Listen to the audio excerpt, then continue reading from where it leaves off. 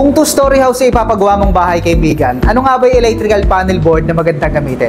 So yun guys, sasagot tayo ng napakagandang comment ngayong araw at nanggaling to sa napakaganda nating viewers na si Madam Emma Talent. So ang tanong niya, alin ba mas maganda sa 2-story house? Yung malaking panel na makapal o yung bago ngayon na compact lang na circuit breaker? Ano kaibahan nila? Alin ang mas matibay at alin ang mas mura? So yun guys, kung 2-story house yung ipapagawa nyo, ang may re-recommend namin na gamitin yung panel is yung ganito mga modern miniature distribution panel. Merong plastic type nito, meron ding metal, and then pwede rin kayong gumamit ng ganitong mga mas murang klase ng bolt-on at plug-in type na metal panel board. So hindi namin mai-recommend na ganito yung gamitin nyo kasi una sa lahat, napakalaki nito para sa isang 2-story house. And yung mga ganito kalaking panel kasi kaibigan, kadalasan ginagamit lang to sa mga company building, mga commercial areas. Although meron pa rin namang gumagamit ng ganito ng mga 3-story or 4-story house. Kaya lang, unti-unti na kasi silang napapalitan ng mga ganitong modern electrical panel boards. Gawa lang, mas malaki nga yung mga gastos mo kapag nagpasadya ka ng ganitong metal na panel. Pangalawa, nasa modern era na kasi tayo ngayon kung saan nauuso na yung mga minimalist at modern style ng mga bahay na mas perfect gamitan ng mga ganitong modern electrical panel boards. Pangatlo, mas less yung magagastos nyo sa ganitong modern na panel kasi nga, gawa na sa plastic yung panel ito, mas maganda na rin tignan dahil modern na yung panel, modern na rin yung mga breakers, and then mas malaki pa yung space na matitipid mo pag ganito yung ginamit mo kasi nga, miniature circuit breaker na yung gamit dito, mas maliit na siya sa mga second gen na breakers. In terms of quality, meron silang kanya-kanyang advantages at disadvantages. At yung isa nga sa advantages ng ganitong metal na panel is mas kaya niyang tumagal sa mga lugar na madalas lumindol. And speaking of lindol guys, naramdaman nyo rin ba? Actually dito sa Valenzuela medyo malakas no? Okay, yeah. Anyway guys, always stay safe. So balik tayo dito. Paano ba nakaka-apekto ang lindol sa ating mga panel board? So pag nagkakaroon ng lindol guys, of course, nagkakaroon niya ng shaking. And sometimes pag malakas yung earthquake, nagkakaroon ng mga cracks sa wall, nagkakaroon ng disalignment. Kung plastic yung gamit mong panel board, malaki possibilities na mag-crack o mabasag yan. Unlike sa mga metal panel na posible lang magkaroon ng gas-gas at magkaroon ng dents. Ang disadvantages naman ng mga metal panel boards, although mas matibay sila sa plastic, mas mahina naman yung resistance nila sa mga lugar na mataas yung humidity o yung moisture content. And since gawa nga sa metal, mabilis siyang kakalawangin, and alam naman natin kapag kinalawang yung bakal, hindi lang pumapangit yung itsura niyan, rumurupok din. Kaya sa mga lugar na mataas yung humidity, palagi malamig, mataas yung moisture content, ang magandang gamiting electrical panel boards dyan is yung mga ganitong modern miniature distribution panel. Dahil yung plastic panels to ay mataas yung resistance sa low and high temperature na kaya mag-resist from negative 40 degrees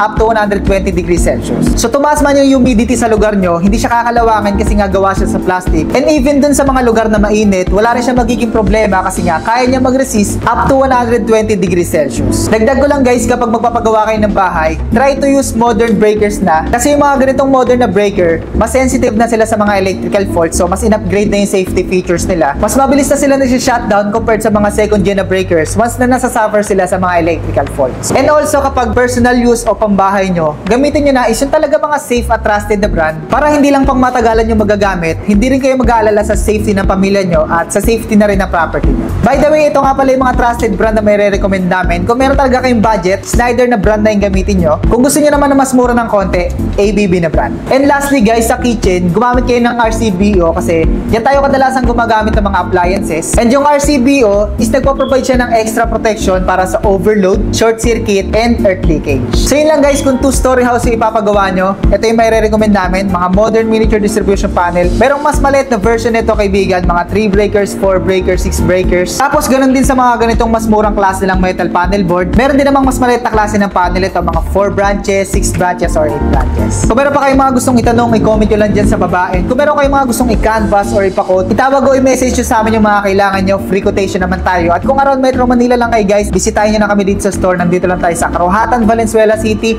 malapit sa SM Valenzuela.